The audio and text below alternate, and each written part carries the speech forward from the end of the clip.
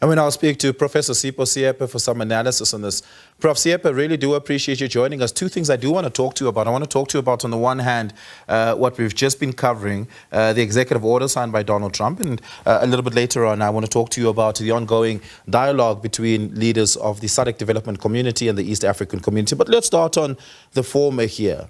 The executive order signed by Donald Trump effectively holds what has only been source of funding from the US to South Africa, which is PEPFAR funding. But it makes provision for some asylum-seeking refugee regime for white Afrikaners to move to the US. As Kali Kriel and Flip Base just said, it doesn't seem like they're going to take the offer. It would be substantially a different life for them all together. This leaves the Afrikaner community in a precarious position. One, do you continue with the narrative that all the laws that exist in this country that seek to redress anything of any sort in the past are there to persecute you and to exclude you from public life? Or do you join the party and begin to realize that there's a role to be played in the reconstruction of South Africa, beginning with fixing injustices of the past, as is the question about land expropriation without compensation. There's a lot of internal dialogue that the white Afrikaner community needs to have with itself and those that speak on behalf of it. What is your sense of that?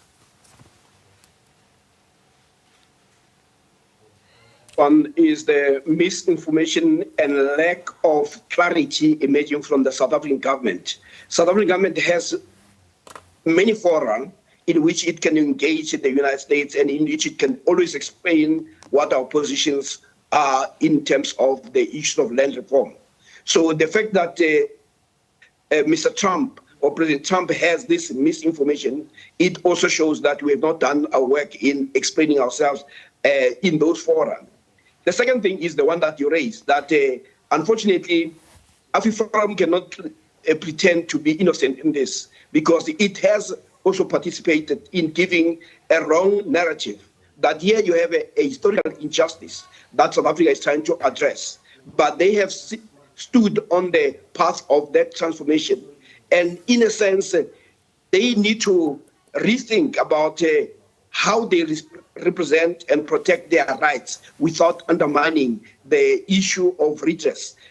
We cannot continue to be in a country where a minority controls most of the land, about 75%, and 80% of the majority are squashed in 5% of their own country.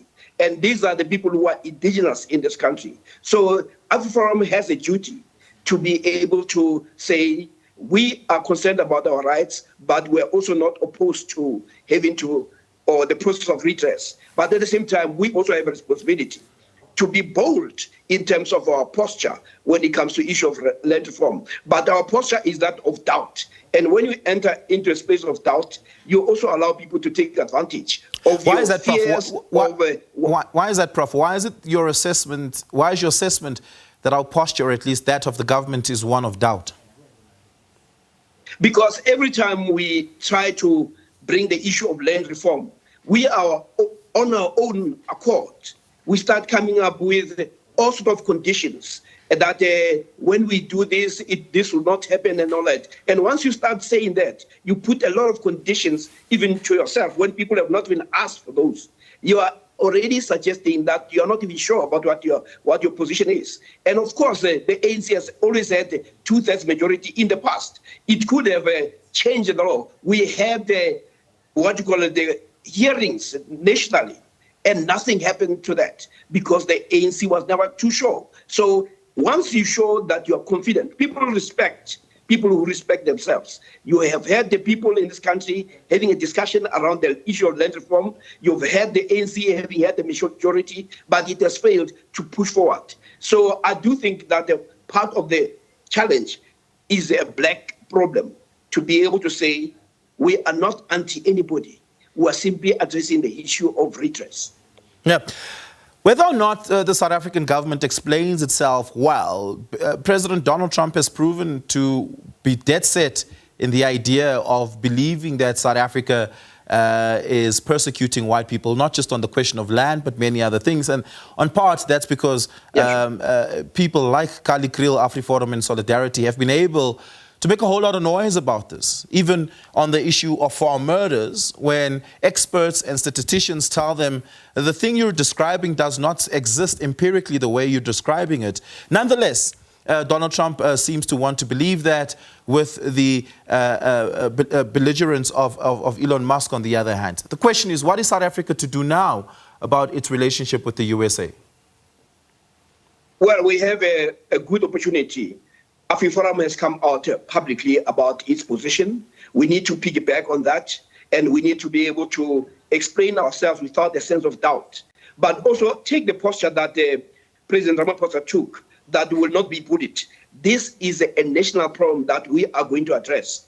And AfriForum can be part of that agenda to say, you have misunderstood us, Mr. President of the United States.